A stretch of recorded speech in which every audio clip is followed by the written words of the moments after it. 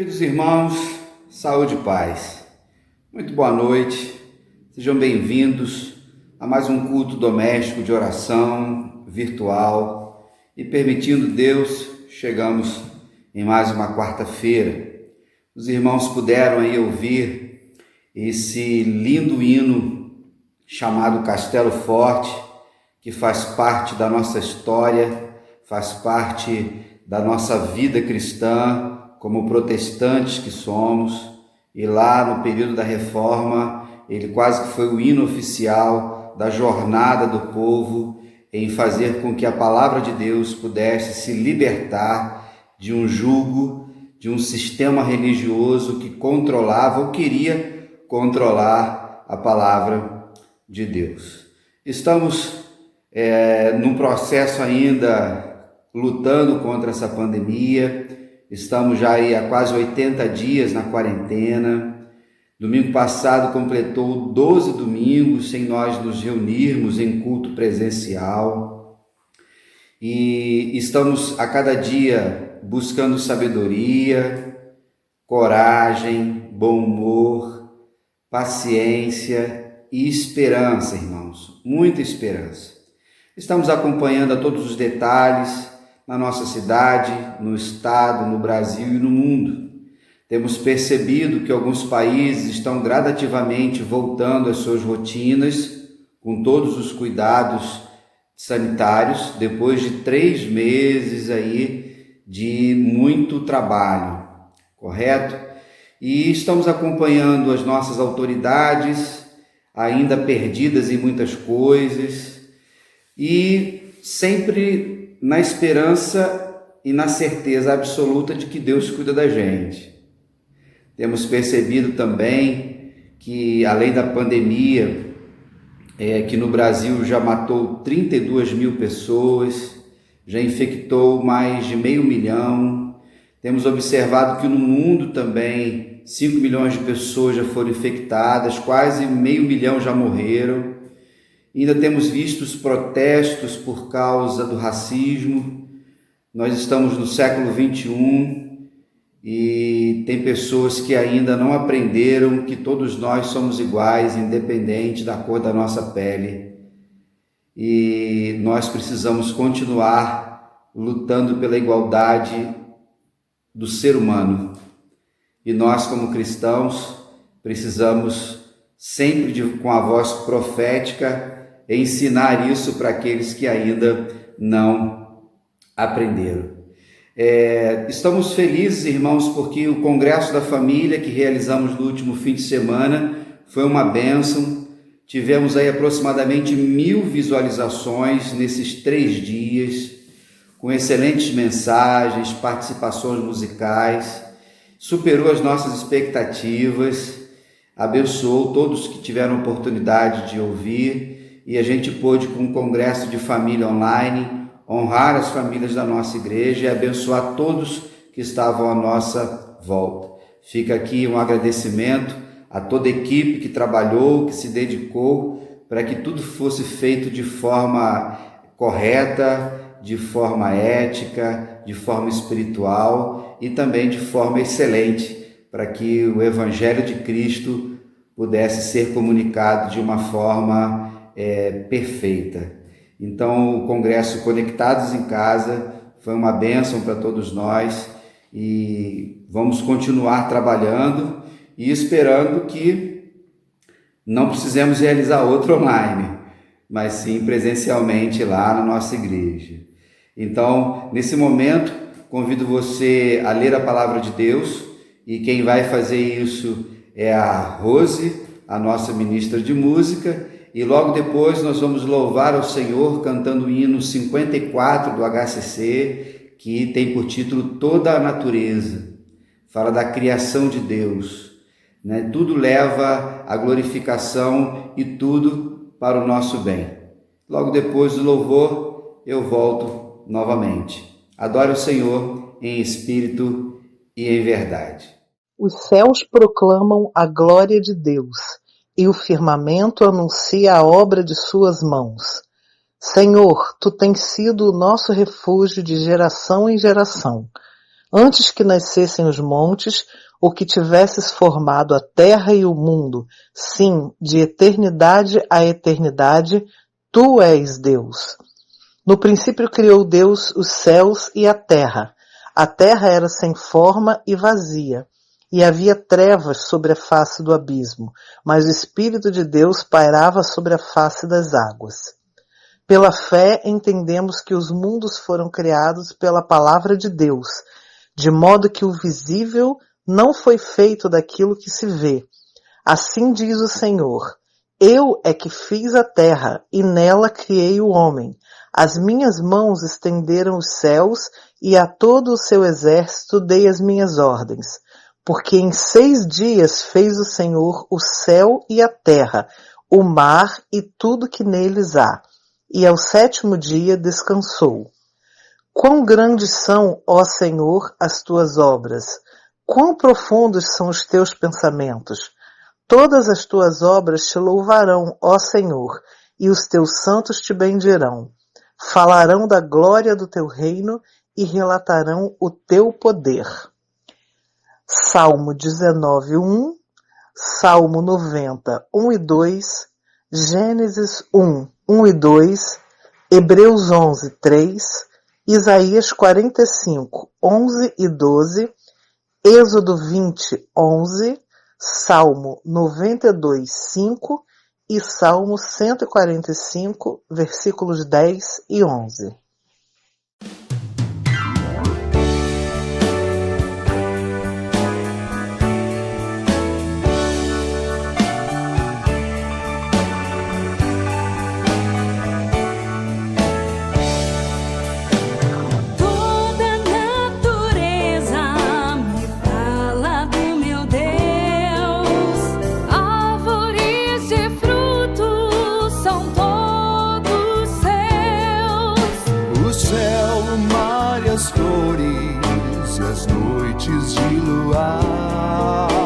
Sempre que os contemplo, paro pra pensar.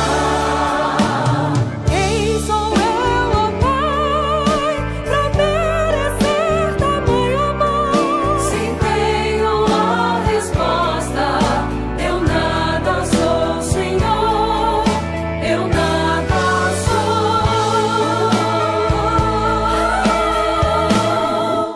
Mas teu amor me transformou, tornou-me um novo ser. Quero estar contigo e no céu me ver.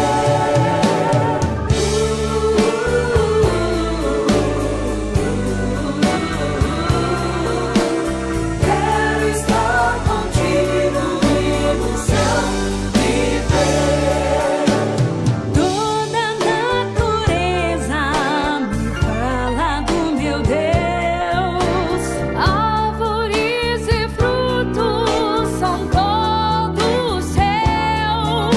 O céu, o mar, as flores e as noites de luar. Sempre que os contemplo, paro pra pensar. Quem sou eu, ó Pai, pra merecer tamanho amor? Se tenho a resposta, eu nada sou, Senhor, eu nada sou.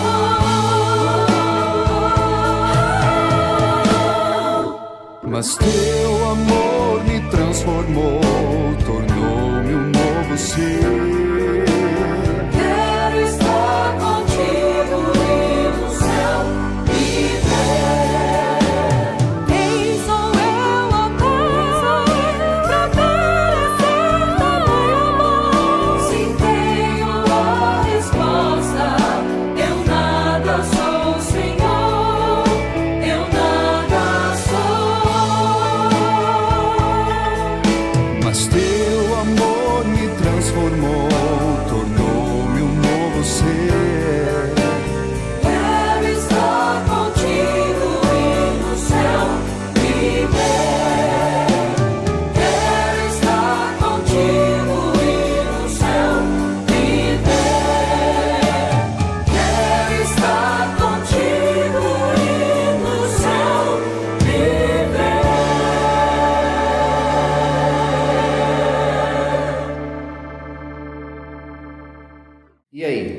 refletiu na palavra do Senhor, refletiu nesse hino. Tudo é de Deus, irmãos, tudo pertence ao Senhor. Mas diante da pandemia, diante de tantos problemas, diante da injustiça, muitas pessoas às vezes acham que Deus está morto. Um livro escrito por Nietzsche, um filósofo alemão, Friedrich Nietzsche, tem esse título baseado no testemunho dos cristãos. Deus está morto porque os cristãos não vivem como deveriam viver. E daí nós já vimos outros livros, já lemos, nós já vimos o filme, e as pessoas estão sempre querendo negar a existência de Deus. No dia de hoje, o pastor Alex vai nos trazer uma reflexão, também baseado nisso, tendo como fundo um contexto, um pano de fundo, melhor dizendo, o exílio do povo de Israel. E muitas vezes, diante dos cenários críticos, nós ficamos perguntando se Deus está no controle realmente, se Deus é o Criador, se Deus é o Salvador, se Deus ele é soberano. Ouça bem a reflexão do pastor Alex e logo depois eu volto para a gente trocar um pouquinho mais de ideias, ou pelo menos eu falar algumas com vocês e algumas orientações também para a semana e para esse mês de junho. Daqui a pouquinho eu volto. Deus te abençoe. Boa noite, queridos e amados irmãos em Cristo Jesus. Saúdo a todos com a graça e paz do nosso Salvador Jesus Cristo. Amém? Bem, vou me utilizar desse momento para dizer já que estou com saudade de todos. Espero estarmos juntos presencialmente logo. Repito isso e tenho repetido isso em todas as vezes que tenho oportunidade de estar falando com os irmãos aqui, porque acredito realmente que através do reino de Deus, como reino de Deus, através da nossa oração e relação de oração com o Senhor, estamos juntos, mesmo estando distantes. Mesmo não estando presencialmente no mesmo lugar, ainda somos igreja, e ainda somos reino, e estamos vivendo em comunhão uns com os outros e com o Senhor. Então eu espero que mesmo daí da sua casa, você possa estar sentindo esse momento de comunhão e participando desse momento de comunhão com o nosso Senhor e uns com os outros. Bem, essa noite é uma noite de adoração ao Senhor, é uma noite de celebrarmos ao Senhor e entendermos um pouco mais sobre Ele, aprendermos um pouco mais dEle. Então, nesse momento, já gerando um momento de relação entre nós com o Senhor, eu te convido a fechar os seus olhos, que nós vamos estar fazendo uma oração. Santo Deus, amado Pai, muito obrigado. Te agradecemos, ó Senhor, porque reconhecemos que não existe outro Deus como o Senhor. Não há Deus maior, não há Deus melhor, não há Deus tão grande como o nosso Deus. Senhor, nós reconhecemos que Tu és o Deus soberano sobre todas as coisas, Senhor de toda a criação. Mas mesmo assim, sendo muito além do que nós podemos sequer imaginar, o Senhor se relaciona e decide se relacionar com cada um de nós de uma maneira real e pessoal. Então, muito obrigado. Pai, vivemos um momento muito difícil, vivemos um momento onde estamos distantes, mas reconhecemos e entendemos que mesmo distantes, vivemos em comunhão como o Teu reino, como Teus filhos, e estamos neste momento nos relacionando uns com os outros e ao mesmo tempo nos relacionando com o Senhor. Então eu te peço que o Teu Santo Espírito que habita dentro de cada um de nós possa estar tocando no nosso coração, possa estar falando com cada um de nós de uma maneira que nós possamos ser transformados, Senhor. Senhor, que nessa noite, tudo aquilo que for dito aqui, cada nota que for tocada, cada palavra que for dita, possa ser uma ferramenta para o Teu Espírito, transformar as nossas vidas. Que nós possamos, Senhor, terminar essa noite um pouco mais parecidos com o Senhor. Te agradeço, Senhor Jesus, porque se isso é possível, é porque o Senhor, mesmo sendo Deus, achou que ser como Deus era algo que não deveria pegar-se. E se fez homem e morreu por cada um de nós naquela cruz. e em teu santo e poderoso nome, Pai, o nome que todo joelho se dobrará e toda língua confessará, que eu faço essa oração nesse instante. Amém. Bem, meus irmãos, essa noite eu queria estar trazendo aos irmãos uma reflexão sobre um texto que eu gosto muito, um texto que eu acredito que seja muito importante para o momento que vivemos hoje, e um texto que fala muito sobre a ação de Deus nas nossas vidas, muito sobre a ação de Deus na vida de seu povo, e pensar sobre isso, refletir sobre isso em um momento tão crítico como é o momento que vivemos hoje, é algo muito fundamental. E o texto que eu estou falando é sobre a Carta dos Exilados.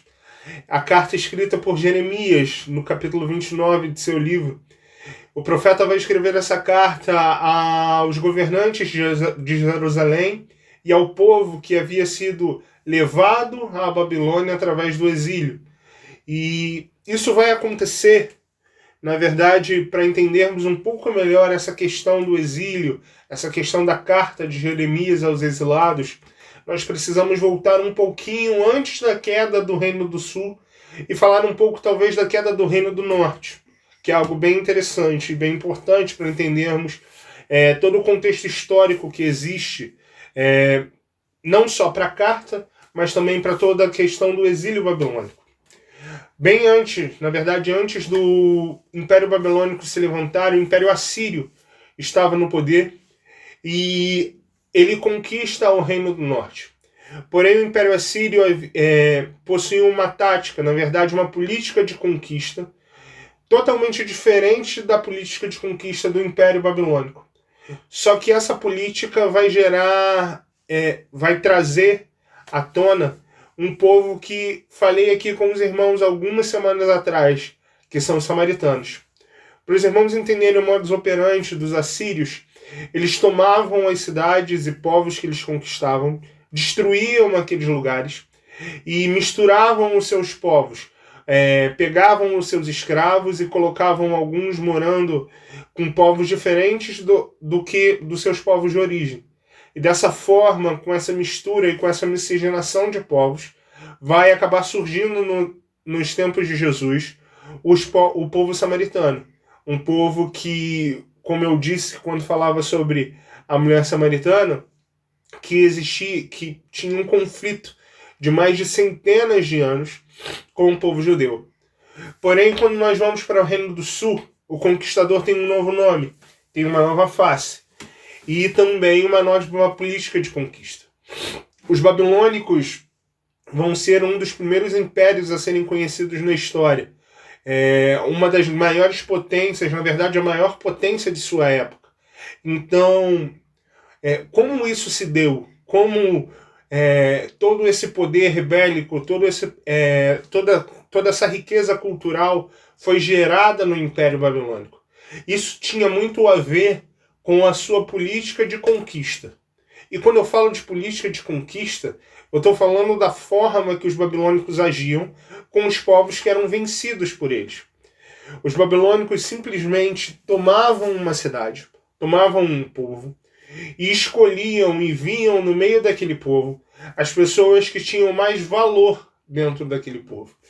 Eles escolhiam os nobres, artistas, escritores, pessoas de cultura, pessoas que tinham algum tipo de serviço que enriquecesse o poder do Império Babilônico. E essas pessoas eram levadas à Babilônia e tratadas como cidadãos babilônicos, mas escravos ao mesmo tempo. Como assim cidadãos babilônicos e escravos ao mesmo tempo, pastor? Eles estavam na Babilônia, eles tinham direito de viver na Babilônia, porém eles precisavam servir a Babilônia. Eles eram novos cidadãos babilônicos, mas eles não tinham a liberdade de ir embora da Babilônia. Eles não tinham a liberdade de não obedecer às ordens do rei da Babilônia, que naquele momento era Nabucodonosor. Nós vamos ver conflitos sendo gerados nessa relação nos textos de Daniel. E aonde eu quero chegar com tudo isso? A carta aos exilados é uma carta enviada por Jeremias, mas na verdade ditada por Deus. E ela fala muito ao povo, ela fala muito aquela situação propícia, mas eu acredito que ela fale ao nosso coração até os dias de hoje. E para começar, o nosso primeiro ponto dessa palavra ele quer dizer, na verdade, ele tem a intenção de mostrar aos irmãos que Deus não está morto. Vamos olhar o que está escrito no versículo 4 do capítulo 29. Assim diz o Senhor dos Exércitos, o Deus de Israel, a todos os exilados que deportei de Jerusalém para a Babilônia. Meus irmãos, antes de chegarmos no ponto da morte de Deus, nós precisamos entender o que havia acontecido. A Babilônia viu o Reino do Sul, viu um potencial de escravos, viu um potencial de ganho em cima de Jerusalém, toma a cidade de Jerusalém, destrói grande parte da cidade no meio dessa conquista, leva consigo exilado todos os nobres, todos os escultores, todos aqueles que poderiam gerar algum valor à Babilônia. E aí eu peço aos irmãos que se coloquem no lugar dessas pessoas que foram levadas ao exílio babilônico. Nós podemos ver um pouco melhor sobre isso no texto de Daniel, como falei. E o sentimento era um sentimento de derrota. Era um sentimento de falta de esperança. Pois, afinal de contas, eles estavam sendo levados de suas casas. E, como eu disse, Deus havia morrido. Como assim, pastor? O que a derrota de Israel tem a ver com a morte de Deus? Bem, a cultura religiosa da época vai dizer, na verdade, era costume se entender que quando dois povos entravam em conflito, não era um conflito qualquer que estava acontecendo. Era uma guerra santa que acontecia entre aqueles povos. E quando eu digo guerra santa, é totalmente diferente do contexto que vivemos hoje.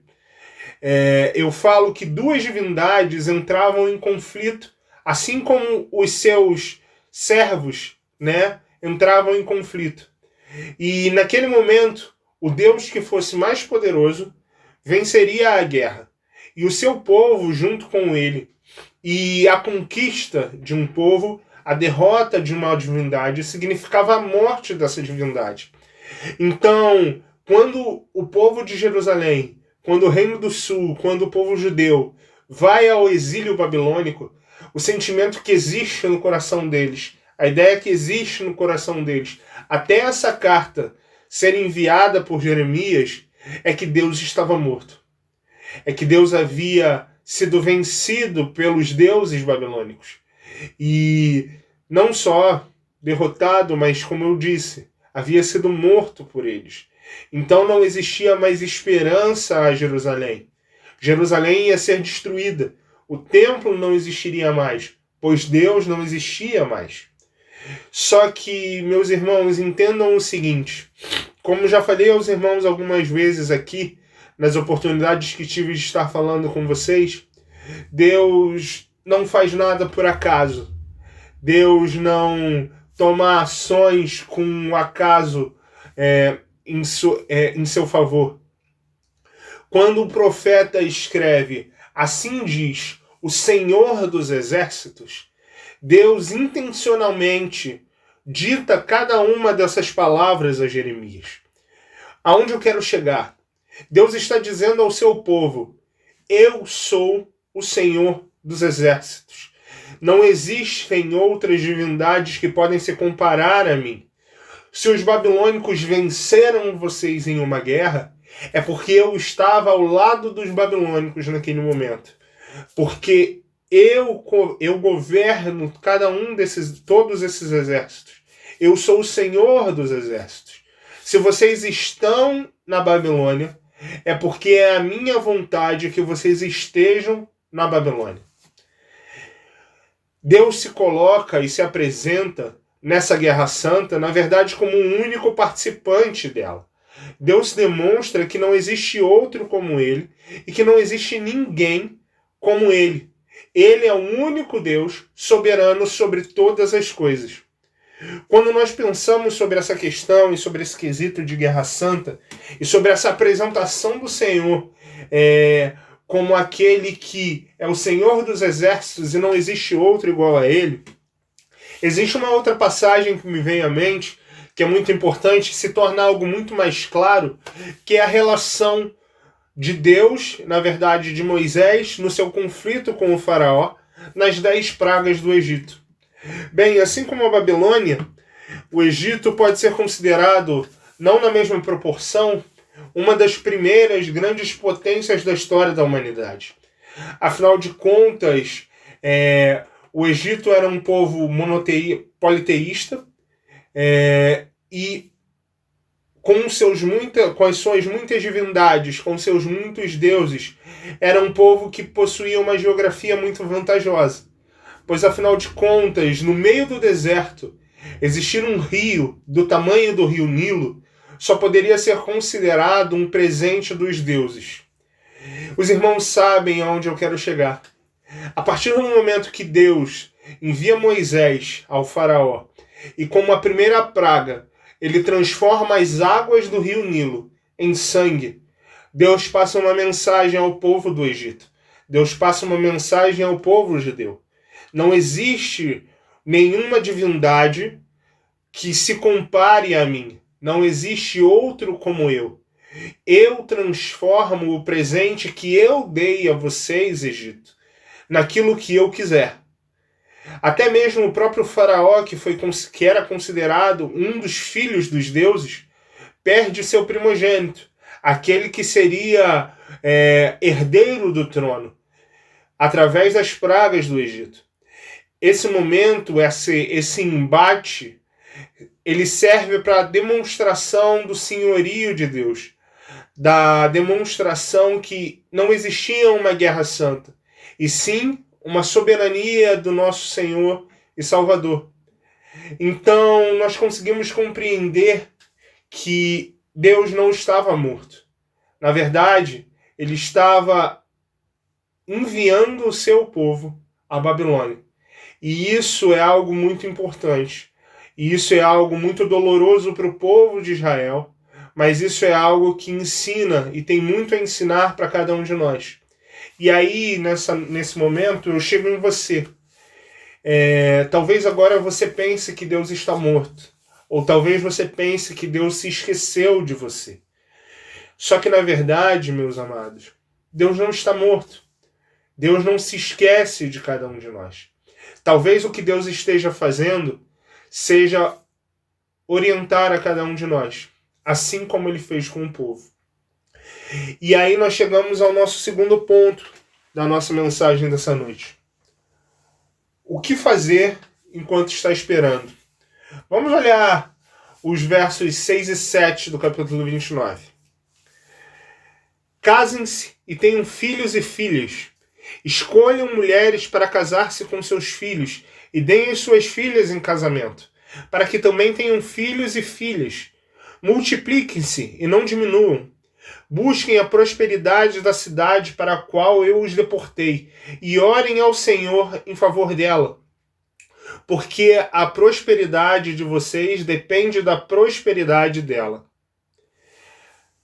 Meus irmãos, quando nós paramos para olhar o versículo 6 e o verso 6 e o verso 7 do capítulo 29 da Carta aos Exilados, quando nós vemos esse trecho da Carta aos Exilados, essa orientação de Deus ao povo de Israel, nós não conseguimos encontrar razão, sentido ou uma lógica. Na verdade, nós não conseguimos encontrar nada disso dentro da nossa razão, dentro do nosso sentido, dentro da nossa lógica. Como poderia Deus, aquele que tirou o povo do Egito, aquele que salvou a vida de cada um dos seus descendentes, aquele que levantou homens e mulheres para ajudar o povo durante todo o decorrer de sua história, o mesmo Deus que se relacionou com Davi, o mesmo Deus que deu sabedoria a Salomão, como poderia esse Deus levar o seu povo cativo à Babilônia e, muito além disso, pedir ao seu povo que eles orassem pela Babilônia, que eles fossem felizes na escravidão, que eles se relacionassem naquele lugar? É um tratamento totalmente diferente, como eu já disse, que existia no exílio babilônico. Diferente do momento da escravidão dos egípcios.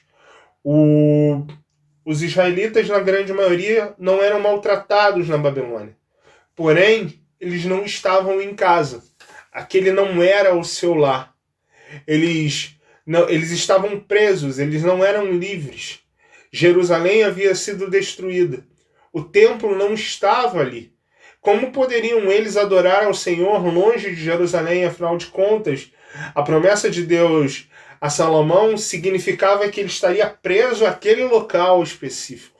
Já falamos sobre isso da última vez que estive com os irmãos aqui também. Bem, meus irmãos, o que Deus está tentando dizer àquele povo e o chamado dele àquele povo é um chamado de relação. É uma orientação à relação. Deus não está preso a templos construídos por mãos humanas. Já falamos sobre isso quando falamos sobre igreja. Jerusalém não era o único lugar de sua habitação. A terra não é o único lugar de sua habitação, pois o Senhor está em todos os lugares. E ele estava na Babilônia.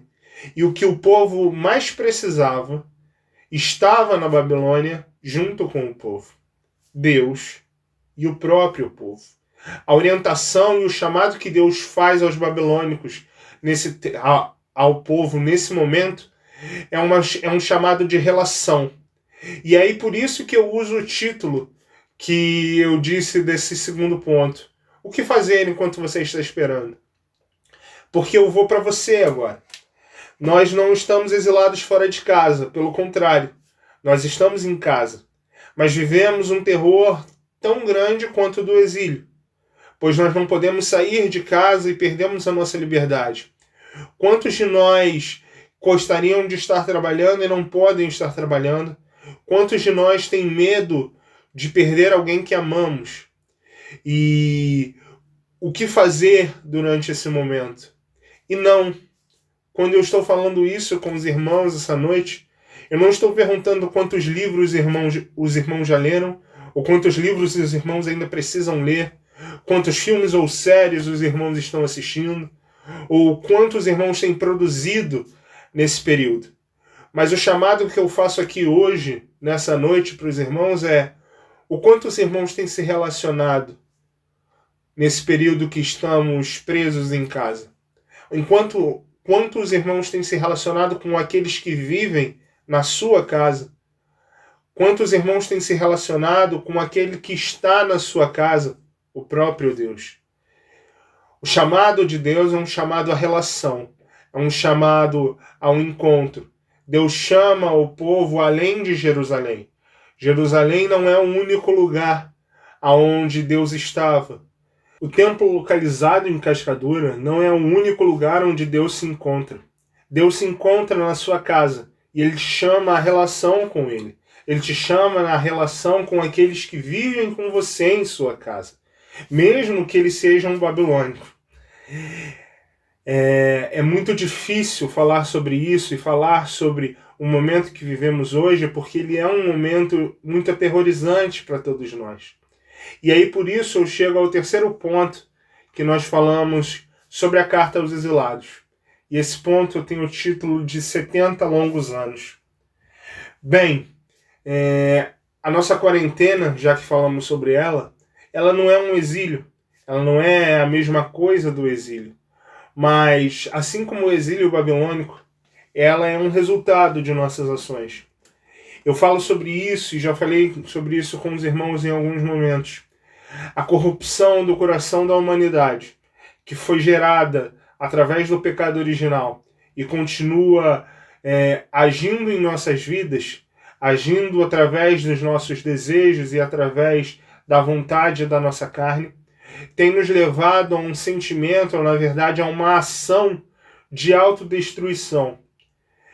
Naquele momento, até a chegada daquele momento do exílio babilônico, Deus se aproxima do povo em diversas situações.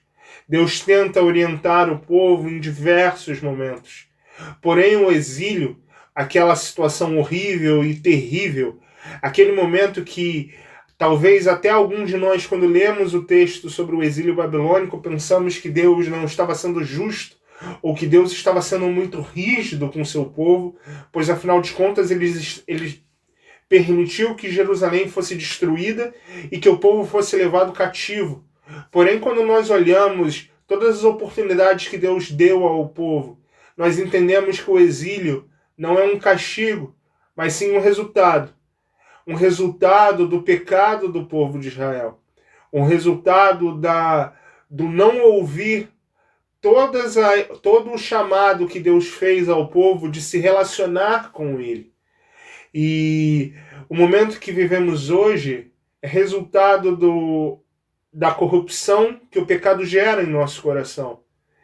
Pois a falta de amor, a falta de afetividade com o próximo, a falta de empatia, a sede incessante por poder, por conquista, conhecimento, além daquilo que nós devemos ou podemos, gerou em nós um momento tão aterrorizante quanto o exílio. Um momento tão complexo e tão destrutivo à nossa realidade quanto o exílio babilônico. Eu me pergunto se talvez o exílio também foi considerado, antes de acontecer, algo que não era tão importante, algo que não iria acontecer de verdade, algo que era bem simples.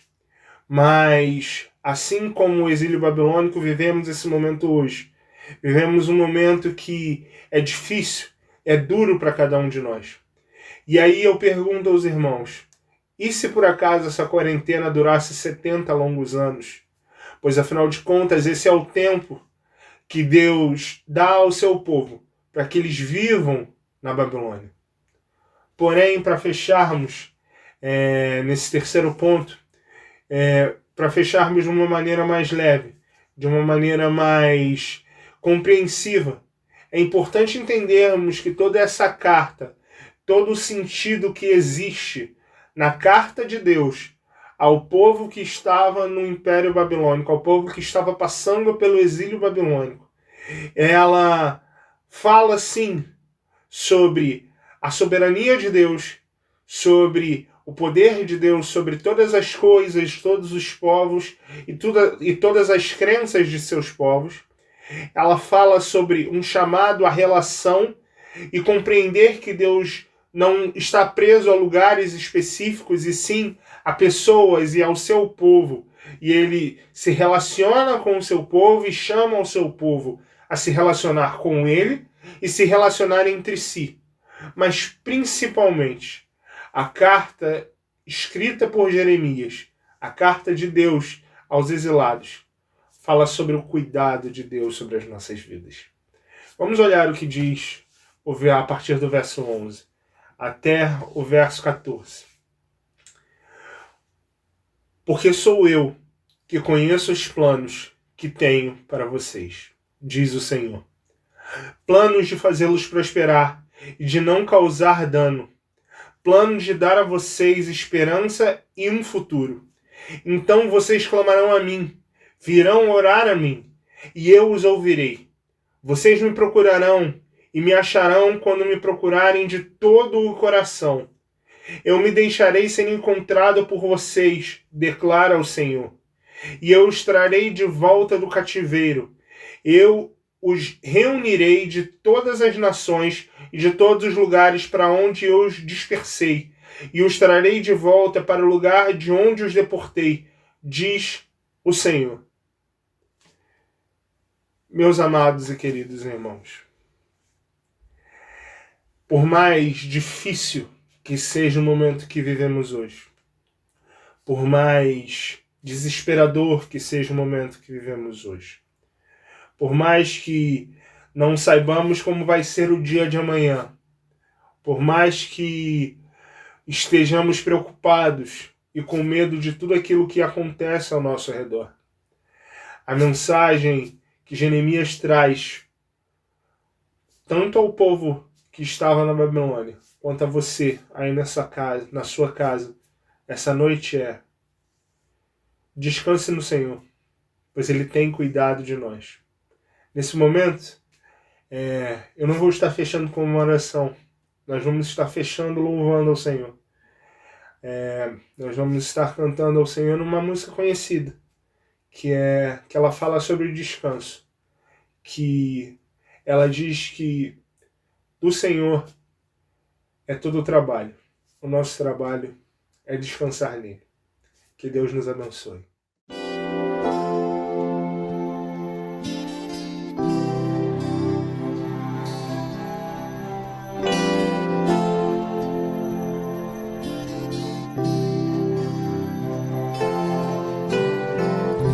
Não tenha sobre ti um só cuidado, qualquer que seja, pois somente seria muito para ti. É meu, somente meu, todo trabalho, e o teu trabalho é descansar em mim. É meu, somente meu, todo trabalho, e o teu trabalho é descansar em mim.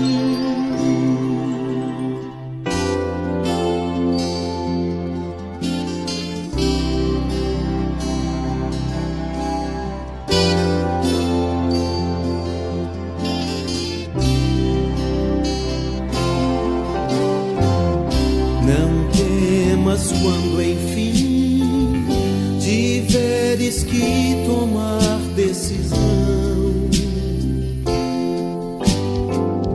entrega tudo a mim, confia de todo o coração. É meu, somente meu, todo trabalho, e o teu trabalho é descansar em mim. É meu, somente meu, todo trabalho, e o teu trabalho é descansar em mim.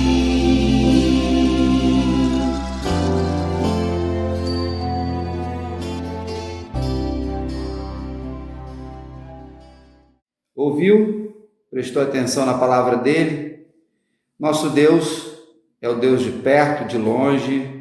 Nosso Deus, ele disciplina, mas sempre, irmãos, disciplina com amor. Então, nos dias de hoje, se você ouvir alguém dizendo que Deus abandonou o mundo porque tem morrido tantas pessoas por causa do Covid-19, eu e você precisamos, juntos, com fé, com autoridade na palavra de Deus, fazer sempre o melhor. Nós sabemos que não somos robôs, temos sentimentos, passamos por altos e baixos, por ciclos nas nossas vidas, mas estamos vivendo um dia de cada vez com a permissão do nosso Deus. Encerrando o culto desta noite, eu preciso dar algumas orientações aos irmãos. A primeira é sempre trazendo luz à questão do retorno das nossas atividades. Nós ainda não temos nenhuma previsão de retorno, irmãos, estão suspensas ainda. A Prefeitura do Rio, ela começou aí um protocolo de relaxamento por várias fases. E na primeira fase já liberou os cultos e as cerimônias religiosas, mas a justiça cassou essa liberação, entendendo que ainda é perigoso e a prefeitura ainda não mostrou um protocolo de mobilidade. Qual o impacto que os cultos, as reuniões trarão para o desenvolvimento do Covid-19? A gente não pode esquecer que o Rio de Janeiro e principalmente a cidade, ela tem um número muito grande de cristãos, católicos, protestantes, evangélicos. Então, continue orando, Já passamos por 80 dias. Se Deus permitir voltar, quem sabe na segunda quinzena desse mês, a gente vai avaliar o conselho. Se não, vamos pensar em julho. O que importa é que nós nos cuidemos para poder voltarmos juntos, ok? Estamos acompanhando todo o desenvolvimento e com muita atenção, com muito cuidado, ok? Lembrando aos irmãos que, graças ao Senhor e à fidelidade de todos, o mês de maio nós conseguimos cumprir as nossas obrigações, nossos deveres, pagamos todas as contas, funcionários, ministros, concessionárias, colaboradores, parceiros, projetos sociais, missionários. Nada, irmãos, estamos deixando de fazer, correto? Toda demanda que tem chegado na igreja a gente tem suprido, todas. Pode ficar tranquilo acerca disso. Então, havendo alguma necessidade, irmão Oséias, nossos diáconos também todos, eu também, estamos à disposição para ajudar e servir aos irmãos ou alguém próximo dos irmãos. Então, procure com fidelidade e esperança no coração contribuir, ofertar e continuar firme nesse tempo tão diferente que nós estamos vivendo. E, irmãos, estamos orando uns pelos outros. O irmão Manuel, marido da Gláucia, precisa das nossas orações, ele está com suspeita do Covid-19 e ele é diabético. Temos orado pelas famílias de enlutados, lembrando também do irmão Lisandro, que perdeu a sua mãe, irmã Rosa, no sábado. Ela descansou no Senhor aos 90 anos.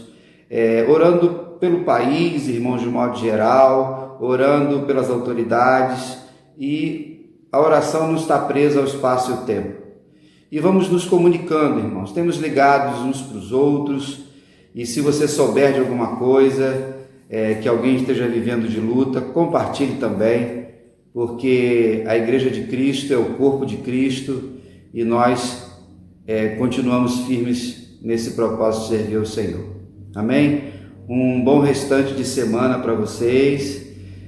Estamos preparando novos trabalhos, novos cultos, novos estudos, para que tudo possa seguir dentro da normalidade possível nesse tempo. E a gente vai encerrar o culto desta noite com a homenagem que nós fizemos para as famílias no congresso, no domingo.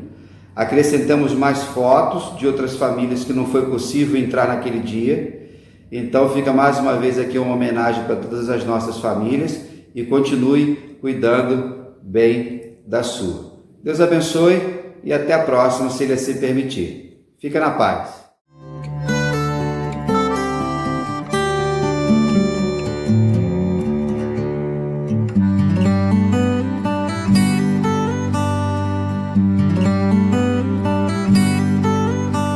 Acima de todas as coisas, um sonho sonhado por Deus, oásis de toda a vida, família, lugar onde Deus habita, refúgio do seu amor, ali sua graça é bendita, família. O conselho de um pai vale mais do que muitas riquezas. Um abraço entre irmãos despedaça os portais do inferno. O retorno de um filho é um banquete de paz e alegria. Quanta vida se esconde por trás de um sorriso materno.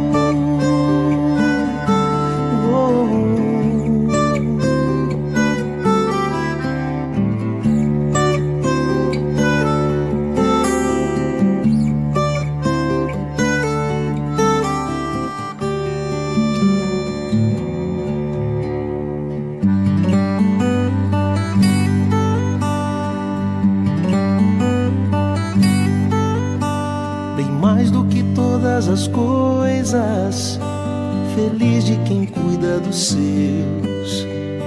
Seus dias serão de alegria, família.